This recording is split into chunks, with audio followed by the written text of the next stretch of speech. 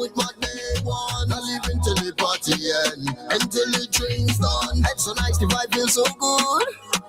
Nothing no come sting you, they one got you. It's out there with it, yeah. I'm big energy, yeah. We flipping it on, yeah. You know we don't play, yeah. It's out there with it, yeah. The whole family, yeah. We just tell the morning. What it's affect, you know it's me. And all of the people.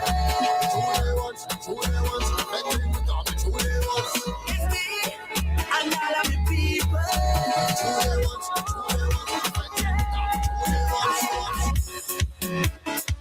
I ain't telling my true day once, boy. We're gonna be outside. Well, we always outside. We always outside, boy. I'm telling you.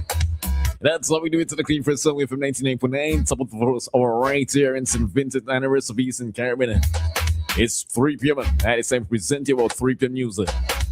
Keep it locked on. It's time up Thursdays. Your boy DJ Rich, I'll be keeping the company for the rest 3 hours as well, right? Yes, I'm telling you. This is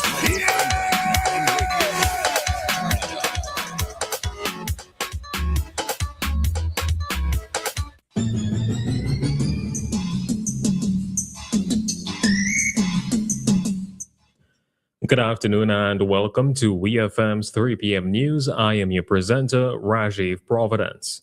First, on the local scene, a closing ceremony for the Adopt Caribbean Soil Health for Climate Resilient Agriculture project was held on Monday, June 8th at the Agricultural Biotechnology Center in Orange Hill, marking a major milestone in efforts to strengthen climate-smart agriculture here in St. Vincent and the Grenadines.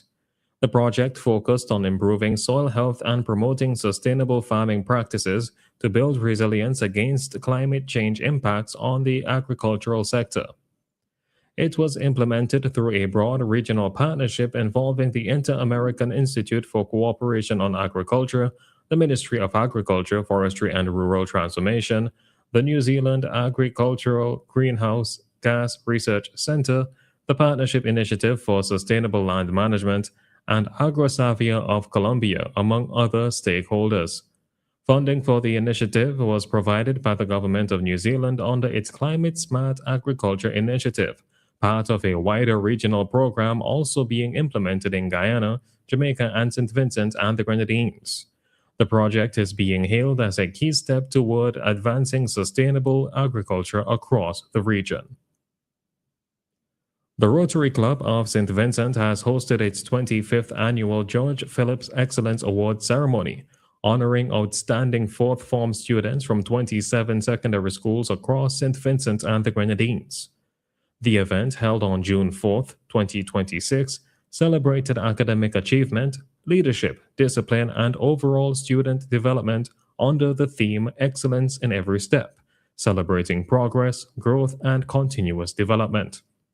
The awards, named in honor of George Phillips, charter president of the Rotary Club of St. Vincent, continues a 25-year tradition of recognizing and encouraging youth excellence. Rotary Club President Felicia Cumberbatch and the Director of Vocational Service Troy Valson highlighted the importance of investing in young people, while guest speaker Chef Xavier Stapleton urged students to pursue their goals with determination. Remarks were also delivered by representatives from the Ministry of Education and key sponsors, including the Bank of St. Vincent and the Grenadines and FLO, both reaffirming their support for youth development. The Rotary Club expressed appreciation to all partners who contributed to the success of the milestone 25th anniversary celebration. Still on the local scene, Opposition leader Dr. Ralph Gonsalves is calling for urgent transparency and accountability from the government and Bragza over ongoing sand mining operations in the Wallalabu and Rosa Rivers in North Leeward. He has raised concerns about whether the Roads, Buildings and General Services Authority began mining before receiving final approvals from the Physical Planning Board, noting that only approval in principle may have been granted. Dr. Gonsalves is demanding the publication of all approval documents and the environmental and social impact assessment, warning that he is prepared to pursue legal action if necessary. He also questioned the environmental impact on the Live River, highlighting community reliance on the area for fishing, bathing, and recreation. On the financial side, he raised concerns over pricing and transparency in the sale of mined material, particularly in relation to supplies reportedly destined for development in Kanawon. Dr. Gonzalez and Senator Carlos James have submitted formal parliamentary questions as they seek further clarification on the project's approval, environmental safeguards, and financial arrangements. On to news in the region. Police in Trinidad and Tobago have shot and killed a man hours after videos showing him carrying a firearm circulated widely on social media. The man, identified as Damani Manny Lewis, was reportedly encountered by officers at his home in Cypress Hills area of Union Hall during an operation linked to burglary and firearm-related offenses. Police say Lewis pointed a firearm at officers who returned fire. He was taken to the hospital where he was later pronounced dead. The incident came shortly after residents shared viral videos showing the man walking through the community with what appeared to be a gun, sparking concern among locals. Some residents have expressed relief following the shooting, citing fears over recent break-ins and alleged criminal activity in the area. Employers in Barbados are facing growing challenges in attracting and retaining staff as workers increasingly prioritize workplace culture, flexibility, and career development over salary alone.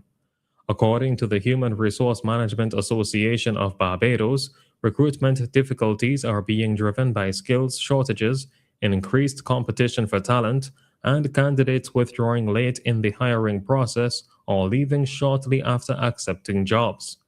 HRMAB President Tisha Peters says organizations must now take a more strategic approach to hiring, focusing on employer branding, onboarding, training, and long-term retention rather than simply filling vacancies.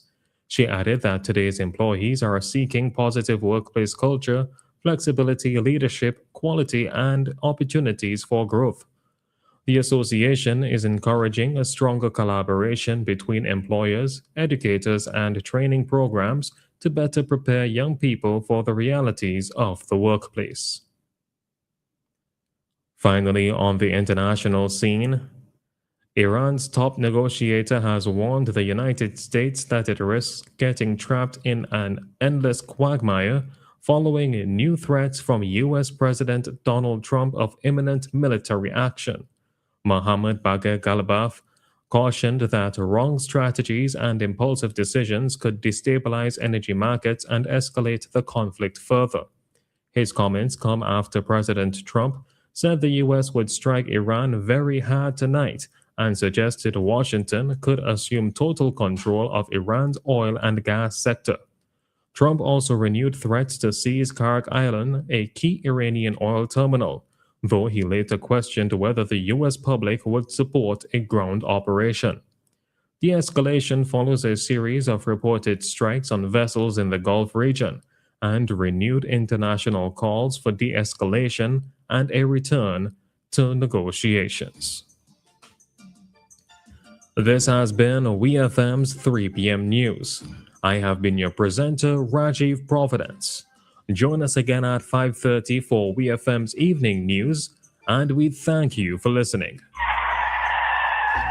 That could have been you. An accident that could have been avoided because your tires had almost